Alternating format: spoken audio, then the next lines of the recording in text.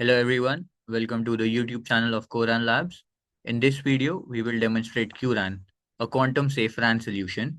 Specifically, we will be securing the mid-haul interface in Open RAN. In this post-quantum setup, we have integrated a quantum random number generator into cuPQC, which is Nvidia's CUDA-based library for post-quantum cryptographic operations.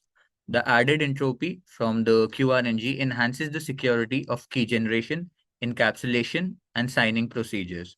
cuPQC is then used as a backend for liboqs, a quantum-safe cryptographic library that provides cryptographic primitives for TLS, DTLS protocols. Finally, liboqs is integrated into openssl via oqs-provider, which functions as a cryptographic engine. This quantum safe setup is part of QRAN or quantum safe RAN, and this particular setup secures the CU-DU mid-haul interface from both quantum and classical adversaries. Now, first, let us look at cuPQC. So here we are doing the performance benchmark, and you can see the throughput values over here. The next step is the keygen verification of MLChem.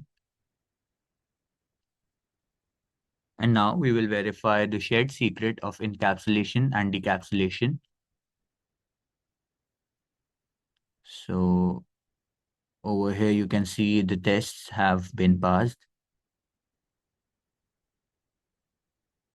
So in this deployment, we will be using quantum random number generators for generating truly random seeds. Now, let us generate the seeds using Quran Labs QRNG dashboard. Similarly, we can generate more seeds and we can also provide the size over here. It is important to note that these seeds will be used with cuPQC to provide true randomness. So now let us have a look at how liboqs is built and how it provides post-quantum cryptographic algorithms like MLChem and MLDSA. And in this case, it is being built along with cuPQC. So while building liboqs with cuPQC, we have used some flags here. Like we have provided the path to cuPQC. You can see the flag for CUDA is turned on for both MLChem and MLDSA, meaning it will be using both of these algorithms.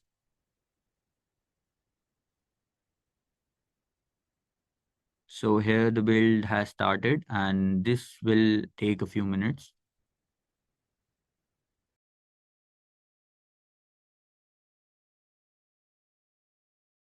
So here it says that linking CUDA device code with OQS. In the logs, you can see cuPQC MLDSA 65 is mentioned. Similarly, MLChem 512 CUDA is also mentioned. So the build was successful and here are the logs. Now we will build the OQS provider. So it is basically openssl 3 provider containing post-quantum cryptographic algorithms. So here the build has started and as we can see, it was successful. Now we will perform the test cases for DTLS 1.3 along with post-quantum cryptographic algorithm support. You can see all the tests have been passed. You can see DTLS and TLS CAM handshakes, which are successfully done. For MLChem test cases, those are also successful. So these are the test results for TLS and DTLS 1.3. And you can also see cuPQC, which is being utilized for encapsulation and decapsulation. So now this is the certificate authority, which will generate the X509 post-quantum certificates. And these certificates are based on MLDSA by cuPQC. You can see MLDSA 65 mentioned here, and you can see other certificate related information over here.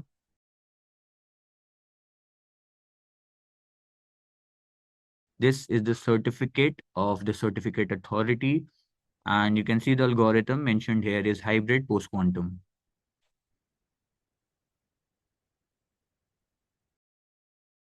Now we will generate the certificate of CU. You can see the certificate signing requests. And again, we are using MLDSA 65 using cuPQC. Now we will verify the certificate.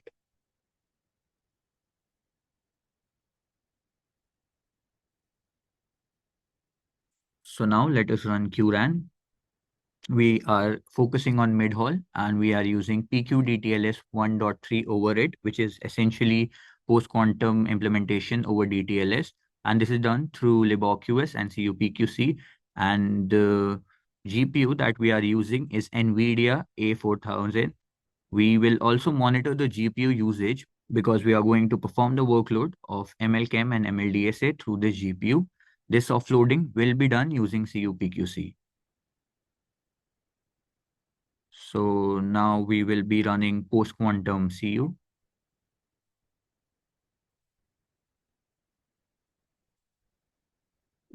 Once it starts, you can see the certificates have been loaded, mentioning the algorithms, namely MLDSA65, and this is currently in hybrid mode. Here is the certificate signature, and these are the post-quantum material informations, like the certificate information mentioning ARIA CU. Here is the X509 version 3 certificates. So the certificate authority is also working fine. You can see the OQS logs mentioning MLDSS65 have been used here. So the CUP session and all information regarding CU is here. So now let us move to the DU part. Right now, you can see that there are no processes that are running on the GPU. And once we run the DU, you see as soon as it starts, the workload of ARIA L3, L2 app and all the related information is visible on the GPU. So MLChem and MLDSA work has essentially been offloaded on the GPU. So now let's focus on the logs of DU.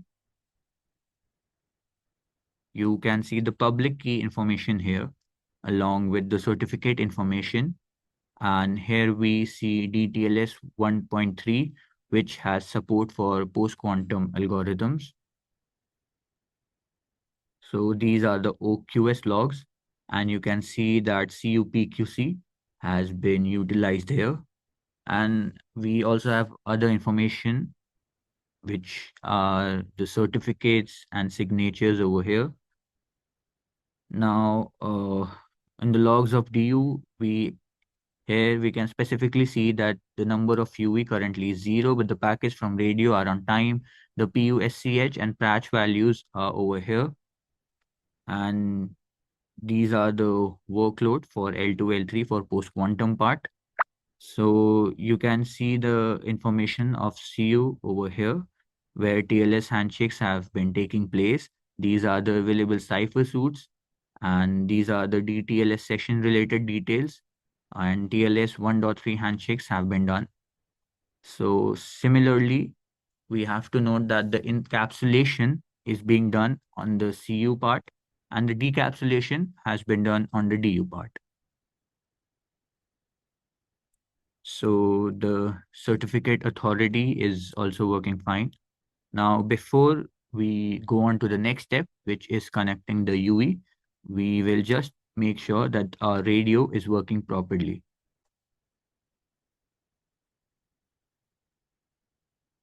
So here we can see the radio unit status.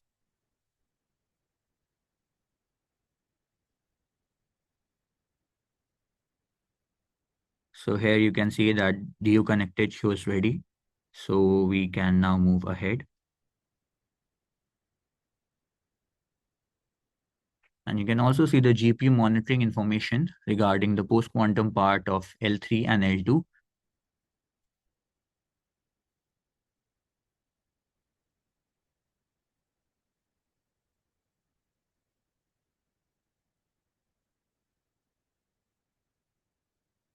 So now we will be removing our UE from airplane mode, and it will then establish connection with our hand stack.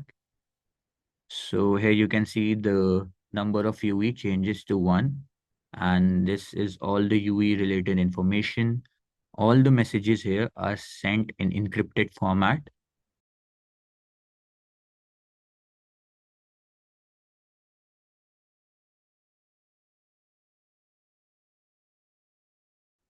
And these are the F1 AP logs.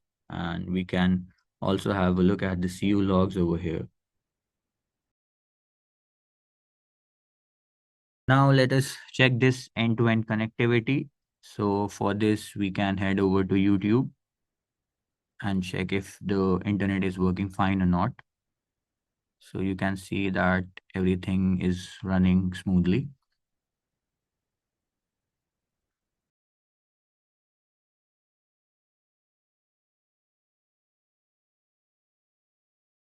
So now let's head over to the lab.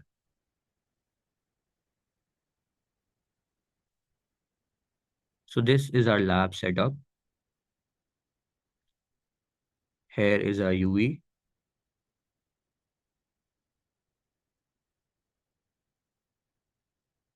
And over here we have our servers on which we are running our RAN stack area.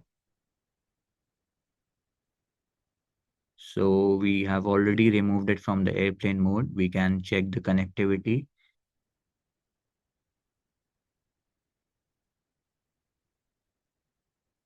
So again, we note that it is working smoothly, it is working fine. And here is the table with all UV related information. So these are the PCAP files of F1 AP between CU and DU. So you can see the packets are encrypted and it is not showing a lot of information. And this is due to DTLS encryption with post quantum support. You can see other F1 AP procedures as well. And all the protocols are encrypted here.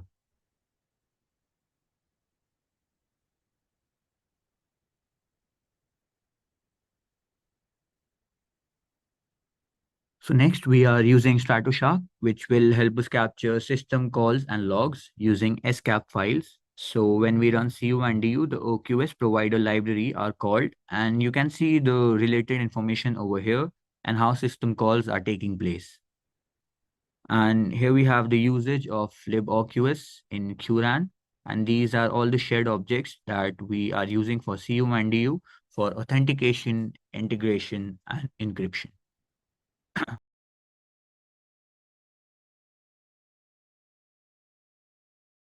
Similarly, we use openssl configuration file while loading the OQS and cuPQC.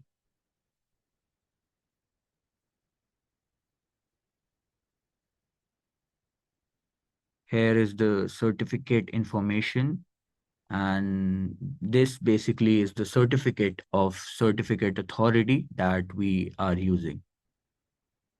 And similarly, using Stratoshark, you can have information about CU and DU. And to get more information, you can view the public key using Stratoshark. Then you can also look at OQS information and MLDSA65, how it is being used, and the OQS provider information as well. So this is how the CU-DU mid-haul part is now quantum secure using Post Quantum-DTLS 1.3. And in our next video, we will show you how we can secure this interface using iKey EV2 along with Post Quantum support. That was all for this video. Thank you so much.